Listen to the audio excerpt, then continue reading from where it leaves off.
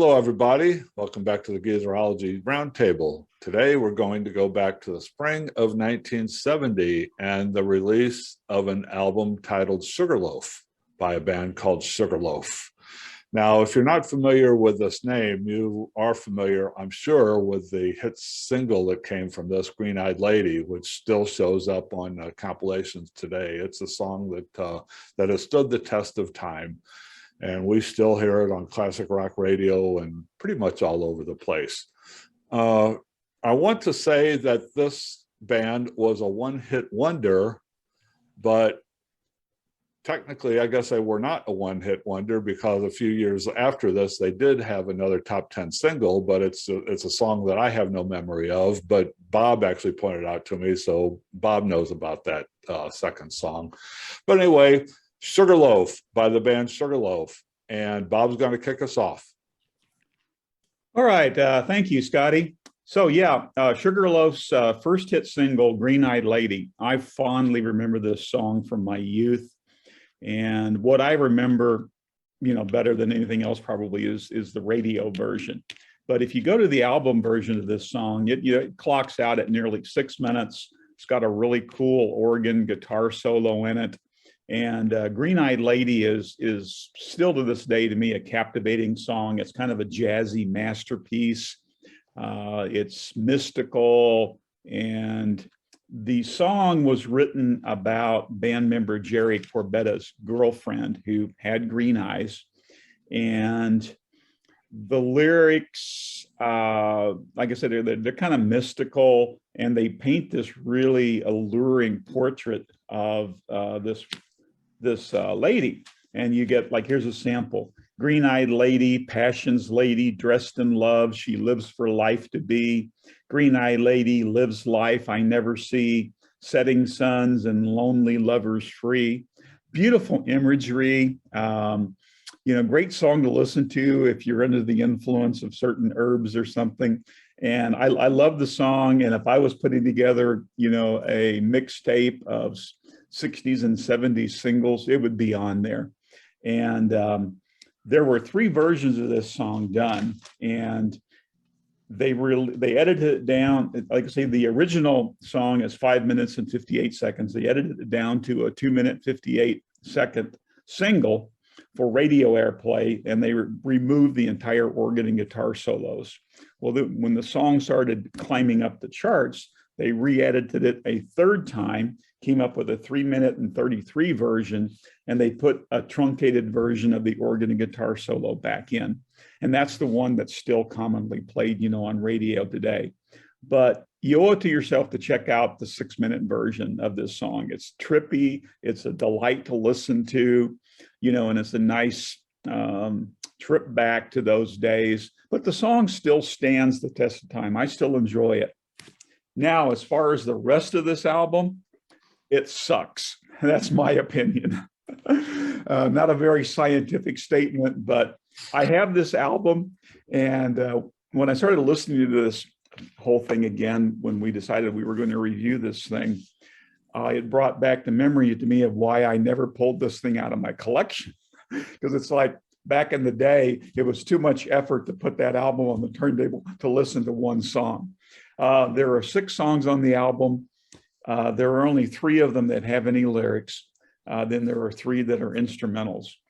I'm not an instrumental person to begin with, but I kind of found the instrumentals to be a little boring, a little insipid. There are some moments here and there. And then the other 2 songs that have any lyrical work to them, I found to be kind of 60s, 70s naivete. There's a song on there about political change, but called Things Gonna Change Some. Yeah, typical 60s naivete. And then another song called West of Tomorrow that has lyrics to it. And again, I found it kind of just, yeah. And it seems like this band put everything they had into Green-Eyed Lady and was nothing left after that. They were an empty container. And they did have a follow-up hit a few years later called Don't Call Us, We'll Call You. And it's kind of a humorous take on what they went through trying to get a recording contract for Green Eyed Lady, specifically their efforts to get with CBS Records. And then Don't Call Us, We'll Call You. They make funny references to saying, hey, the band will perform in the nude, whatever you want us to do, give us a chance. So, and really those were the only two hits that Sugarloaf had. It's kind of sad that they couldn't capitalize any further on what they did with Green Eyed Lady, but that song alone, it's great. Listen to it. Check out the 6-minute version. D. Yes, thank you, Bob. You're welcome. For your overview once again. And I pretty much am in the same lane as Bob here. Sure. Their big hit, of course, Green Eyed Lady. I recall, at least it was kind of in maybe the summer or the fall before I started senior year, and it was a great song. In fact, it came in, at number 3 on the singles chart, and the album charted 24. And that particular song, there was just a lot going on with it. Of course, it's Jerry Carbetta's baby. He wrote the lyrics, and it's really heavy on the keyboards. You can hear the influence of the Leslie organ sound, and there's some nice changes in it. And it is the standout song on this LP, just head and shoulders above everything. I recall this song had such a weight that it was actually used. I remember in our senior edition of the school newspaper, they would attribute top songs to your name and whatever. And there was a girl in our high school class, and her name was Darla Schultz, and she was the Green Eyed Lady. And she took, that was her like claim to fame, after that. But anyway, this is the first time I've heard some of these songs, and it was sort of, I guess, for the time that they were recording, this was very generic, kind of the little touches of, I don't know, sort of a bluesy, rocky thing. What's interesting about their song, I think the LP clocks into just over 37 minutes, which for the day was, considered relatively a short LP. So, getting this record deal was, I guess, it all hinged on Green Eyed Lady. But the origins of the name of the group, Sugarloaf, was based on a mountain near Boulder, Colorado, where one of the band members lived. I think it was the guitar player, because previous to that, where they had formed in 1968, they were known as the Chocolate Hair, which, in the late 60s, everybody's trying to outdo each other with, kind of freaky, look at me name, but Chocolate Hair for a late rock psychedelic band. But lo and behold, the record label, which they were signed to, Liberty Records, their legal department thought, wait a second, guys, there might be a problem with this. They thought it could be misinterpreted as being maybe, slightly, I don't know, racist, but definitely untoward. So they were playing it safe. So Sugarloaf, which I agree is a much, much better name for a rock group based in Colorado. They've had some of the other songs, Bach Doorman, I guess kind of a side view there to the Doors. Well, not the Doors, but the original song Backdoor Man and Chest Fever, which was also recorded by Three Dog Night. It's okay, but I don't know, it just kind of almost puts me to sleep. And Gold and the Blues, which to me was a traditional, your 12-bar, very kind of slow blues. There's, a couple of little moments in there, but nothing to make me jump out of my chair. They did do a cover of a Yardbirds hit called Train Keep a Rollin', and that showed some energy, some things there. But yeah, overall, this is a classic case of an album riding on the wings of a great hit. You know, when you make third on the charts back then, that was enough to carry you. And they rode that for the time when some of the other back information I came across when they opened for groups like Deep Purple, The Who, groups like that. And yeah, you can definitely see a little complementary sound with Deep Purple there, but you know, obviously they didn't have the variety or the their material lyrically was light, to put it lightly or diplomatically.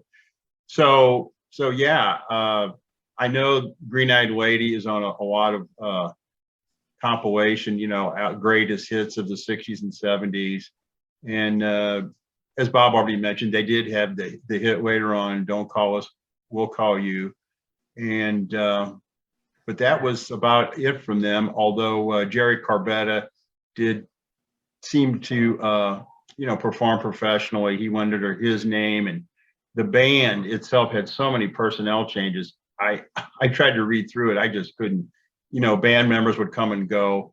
But the real, of course, it was all about Jerry Corbetta and a couple others that anchored this, the Sugarloaf record.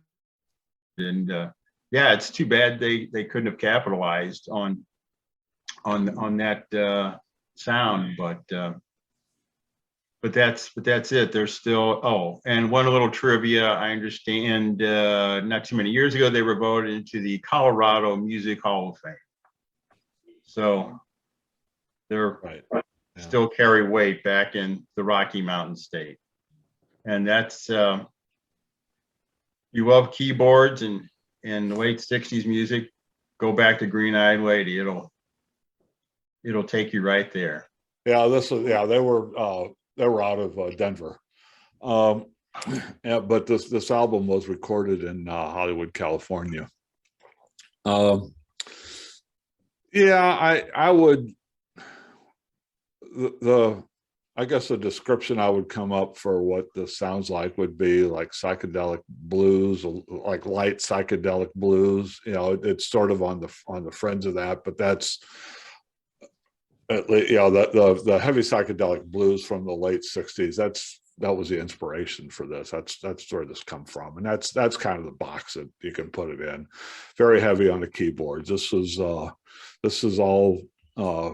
this was a band effort. I think the album was a band effort, but Jerry Corbetta was a star. He's the guy who wrote the original material, and all these tracks are pretty much rooted in his organ.